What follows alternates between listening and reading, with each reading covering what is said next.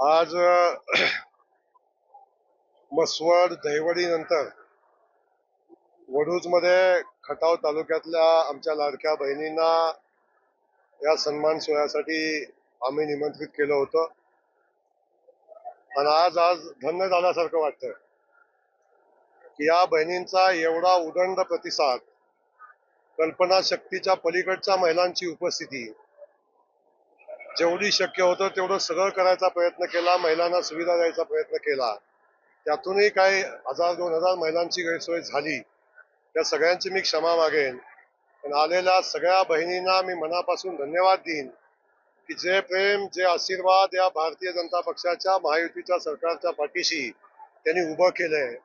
आजच्या गर्दीतनं हे प्रतीत होतं की देवेंद्र भाऊनी आणि एकनाथ भाऊनी घेतलेला जो माता भगिनींचा सन्मानाचा निर्णय आहे, आपल्या लाडक्या बहिणींचा सन्मानाचा निर्णय आहे, त्या निर्णयाचा भगिनींनी सन्मान केलेला आहे. तो निर्णय भगिनींनी स्वीकारलेला आहे आणि या भगिनींचा सन्मान करत असताना या भगिनींना आश्वस्त करण्यासाठीच आजचा कार्यक्रम होता की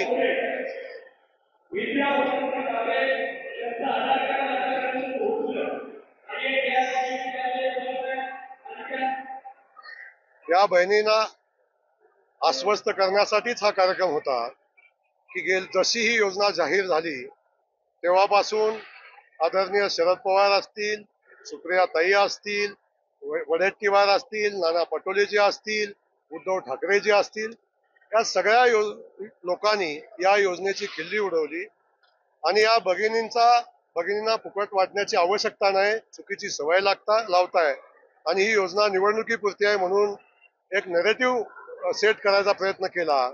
आजच्या उपस्थितीनं त्यांना मोठी चपराक आहे की बहिणींचा भावांच्यावर विश्वास आहे, देवेंद्र भाऊवर विश्वास आहे, एकनाथ भाऊवर विश्वास आहे, आमच्यावर विश्वास आहे. हे बहिणींनी यातून सिद्ध केलं आणि आपण सगळेजण बघताय जवळजवळ 30,000 महिलांचा उदंड प्रतिसाद या मेळाव्याला लाभला आणि ज्या बहिणींचं एवढं मोठं प्रेम या ठिकाणी मिळालं, माझ्यासारखा लोकप्रतिनिधी या बहिणींचं प्रेम बघून धन्य झाला आणि या बहिणींना एवढंच आश्वस्त करेन की जोपर्यंत जीवात जीव आहे तोपर्यंत तुमचा भाऊ तुमच्या सेवेत राहील.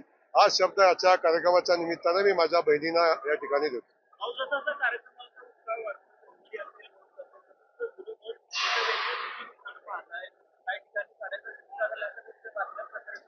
साड्या काय काय काय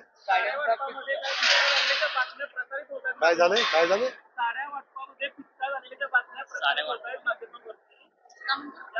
आता साड्या वाटपात जयकुमार गोरेचा पिचका आयुष्यात कधी होणार नाही. जयकुमार गोरे सक्षम आहे, पिचका विरोधकांचा झालेला आहे. आता या पिचक्यातनं बाहेर कसं पडायचं हे त्यांना सुचत नाही. म्हणून आलेल्या बहिणींच्या सन्मानाचा त्यांना कौतुक करण्यापेक्षा कशात पिचका झाला हे शोधायचंय. पण पिचका त्यांच्या राजकारणाचा आणि पिचका त्यांच्या बुद्धीचा झालाय हे या निमित्तानं तुम्ही पाहाल. एक विषय आहे, जेव्हा 30,000 महिला येतात थोडीफार गैरसोय होऊ शकते हे मानणारा मी कार्यकर्ता आहे. अख्खा या कार्यक्रमाचा आयोजक म्हणून एकही सेकंद जयकुमार गोरे बसला नव्हता. आलेल्या बहिणींचं स्वागत आणि सन्मान आणि त्यांची व्यवस्था करण्यामध्ये माझा वेळ गेला. पण मला माझ्या बहिणींची व्यवस्था महत्वाची होती. माझा हा कार्यक्रम या बहिणींसाठी होता, त्या बहिणींनी त्याचा लाभ घेतला पाहिजे ही होता. त्यामुळं कोण कोणाचा पिचका केलाय हे तुम्हाला निवडणुकीत मतमोजण्यावर कळेल. आज त्या विषयावर मला बोलायचं नाही, कारण हा मताचा मेळावा नाही, हा आशीर्वादाचा मेळावा होता. आणि मला आनंद आहे असे सावत्र भाऊ कितीही पिचका झाला म्हणला तरी माझ्या सगळ्या या तालुक्यातल्या बहिणींनी मला आशीर्वाद दिलेले आहेत. त्या आशीर्वादानं या सगळ्या भावांचं पानिपत होईल आणि यांना जागा सापडणार नाही.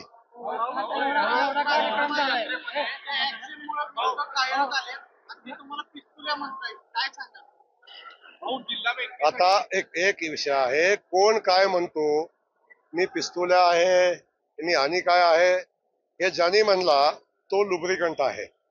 त्यामुळे पिस्तुल्याचा विषय नाही आहे. माझी जी भूमिका आहे, पिस्तूलचं माझ्याकडे ओरिजिनल लायसन आहे, पिस्तूलचं लायसन आहे, बंदुकीचं लायसन आहे आणि शासनानं दिलेलं लायसन आहे. त्यामुळे मला काही म्हणला तरी बंदूक चालवायचं ज्ञान मला आहे, पिस्तूल चालवायचं ज्ञान मला आहे आणि हे कुणासाठी चालवावा याचं मला भान पण आहे. त्यामुळं माझ्या बहिणीचं रक्षण करताना कुणी जरी आडवा आला, वेळ पडली तर त्याची व्यवस्था होईल. काळजी करू नका. कोण काय म्हणेल याच्याकडे फार लक्ष द्यायचं कारण नाही.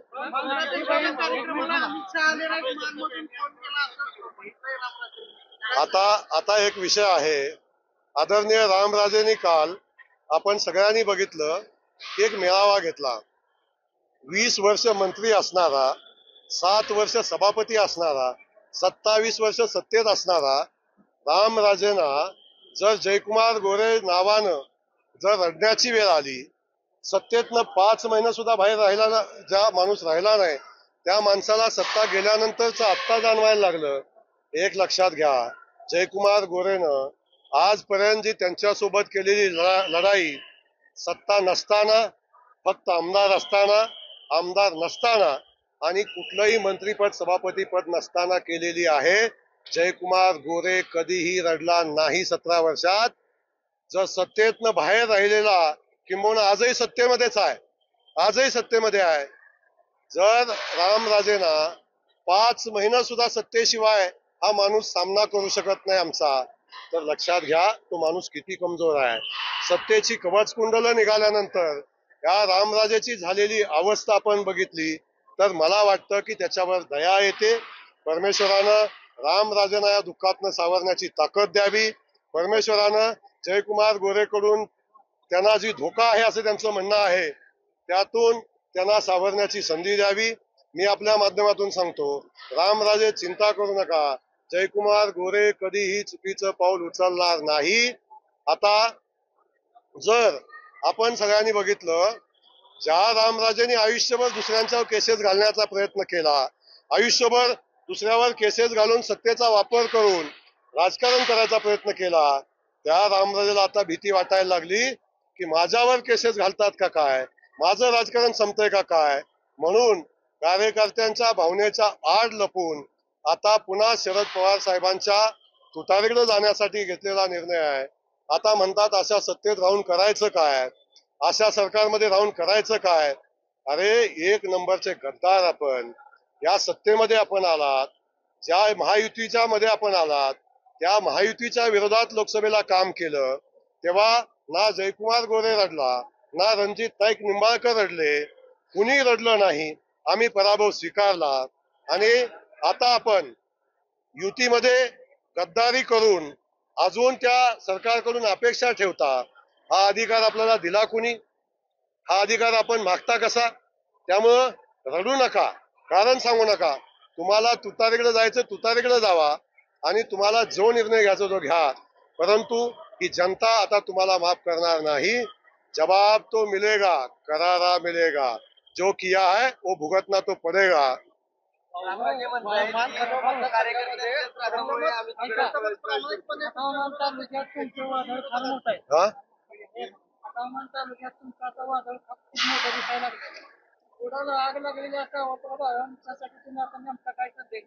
नाही, माझा काहीच नाही. माझा लोकशाहीवर विश्वास आहे.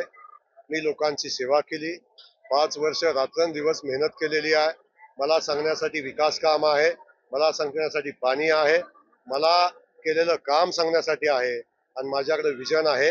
अजून 5 वर्ष संधी मिळाली तर मी काय करेन, उर्वरित भागात पाणी आणीन, MIDC उभे करेन, शिक्षण संस्था उभे करेन, हे सांगण्यासाठी माझ्याकडे आहे.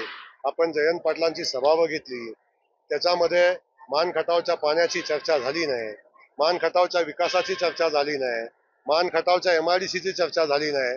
फक्त जयकुमार गोरेला शिव्या घालण्याचा एकमेव कार्यक्रम झाला आणि जयकुमार गोरेला कसं अडवता येईल याचं प्लॅनिंग त्या एकाच्या ह्याच्यातून होत होतं. पण एक मला सांगायचंय, वेगवेगळ्या DNAचं एकत्र आलेलं हे एक कुटुंब आहे, हे टिकणार नाही. आपल्याला माहिती आहे, वेगळा ब्लड ग्रुप कधीही बॉडी स्वीकारत नाही. त्यामुळे यांचे ब्लड ग्रुप वेगळे आहेत, यांचे विचार वेगळे आहेत, हे स्वार्थासाठी एकत्र आलेले आहेत. मान खटावची जनता यांना कधीही स्वीकारणार नाही. अमित शाह साहेब आलेले असा आरोप तुमच्यावर केला आहे. कोण कोण? अरे खूप छोटा आहे तो, सोड. अरे खूप छोटा, सोड रे. तुमच्या फोनमुळं आता आता आता आता मात्र आता मात्र मोठा आरोप नाही, माझा बहुमान केलेला आहे, माझा सन्मान केलेला आहे. मला सांगायला नम्रपणे मी सांगेन, मी खूप छोटा कार्यकर्ता आहे, भारतीय जनता पक्षाचा कार्यकर्ता आहे. अमित भाईंना फोन करून सांगण्या इतपत माझी क्षमता आहे किंवा नाही हा विषय वादातीत आहे, हा बाजूला ठेवा. पण रामराजे जर म्हणत असतील, त्यांनी ठरवलेला कार्यक्रम, अमित भाईंचा कार्यक्रम थांबवण्याची क्षमता जयकुमार गोरेची आहे, तर तो रामराजेने माझा बहुमान केलेला आहे.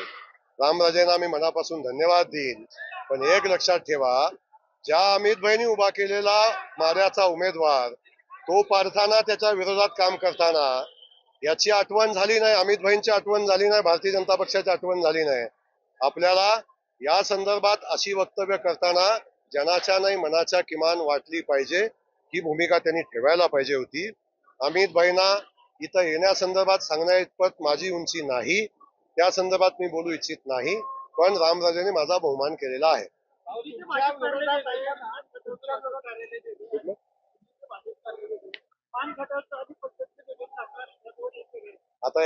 आता काय संदीप बोलतो तू? संदीप मला एक सांग, एका बाजूला तुम्ही सांगताय की मान मधनं फोन गेला आणि दिल्लीतनं सभा थांबली, म्हणजे एक आहे का नाही तुम्ही? आम्ही कसं एका तोंडानं बोला ना, एका तोंडातनं वेगवेगळी वक्तव्य का करता? जर आमच्या फोनवर तिकडचं चालतंय, तिकडच्या फोनवर आम्ही पळतोय, तर आम्ही वेगळं कसं असू शकतो? वेगळं असं आहे की हे अजितदादा सोबत राहून शरद पवारचं गुणगान करतात, महायुती सोबत राहून हे युतीच्या विरोधात काम करतात. त्यामुळं नसानसात बैमानी ज्यांच्या आहे त्यांनी आम्हाला शिकवू नये, ही आमची विनंती आहे. भाऊ, तुमच्या मतदारसंघामध्ये ताजी माहिती आहे की काही होते त्यावेळेला प्रामाणिकपणे आम्ही सगळे विरोधक एकत्र येऊ आणि तगडा उमेदवार तुमचा पराभव नक्की करू असं. एक तुम्हाला सांगतो, माझ्या विरोधात तर या तालुक्याचा दुष्काळ संपवण्यासाठी, राहिलेल्या गावांना पाणी देण्यासाठी, राहिलेल्या या भागातली सगळ्यात मोठी एमआयडीसी उभी करण्यासाठी, काहीतरी वेगळं विकासासाठी स्पर्धा करण्यासाठी जर हे एकत्र आले असते, खटावमानच्या जनतेने स्वीकारलं असतं. पाणी आणणारा, एमआयडीसी घेऊन आलेला, या विकासाच्या साठी मान खटावसाठी संघर्ष करणाऱ्या माणसाचा पराभव करण्याची ताकद यांच्यामध्ये नाही. खटावमानची जनता माझ्या सोबत आहे.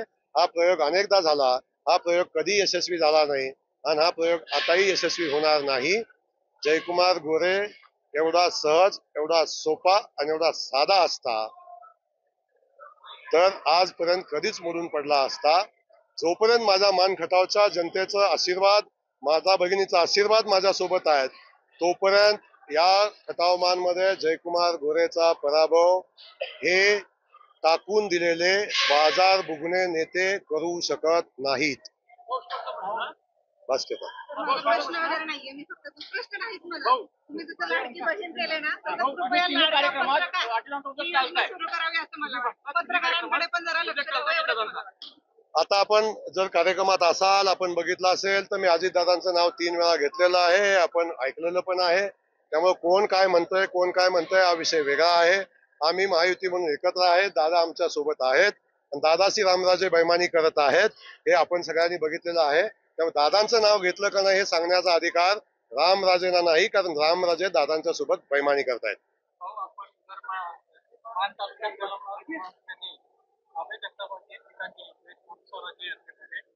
अभय जगतापांनी टीका केली स्वस्वराज्य जर आपण मान खटावच्या पालकत्वात फिरला काय काय काय कुठे जन्माला आलं नसतं? कोण कोण काय तुमचा प्रश्न आहे? अभय जगतापांनी टीका केली की मान खटावच्या मातीत तुम्ही जन्मला नसतात तर पालकत्वातून फिरला. अरे मी भाग्यवान आहे, खटावमानच्या मातीत जन्माला आलो आणि याचा मला अभिमान आहे, याचा मला अभिमान आहे. आणि या भावाला, या पुत्राला, या मुलाला खटावमानच्या आया बहिणीनं स्वीकारलेला आहे. आणि त्यामुळं असला कोण काय म्हणतो आणि कोण काय सांगतो याच्यावर हे ठरत नाही आहे. मला माझ्या मातीनं स्वीकारलंय, खटावमानच्या मातीनं स्वीकारलंय, खटावमानच्या आया भगिनीने मला स्वीकारलेलं आहे. त्यामुळं अशा सावत्र भावानी किंवा अशा मातीशी बैमान करणाऱ्या मातीशी बैमानी करणाऱ्या रामराजेची तरफदारी करणाऱ्यांनी मला शिकवू नये.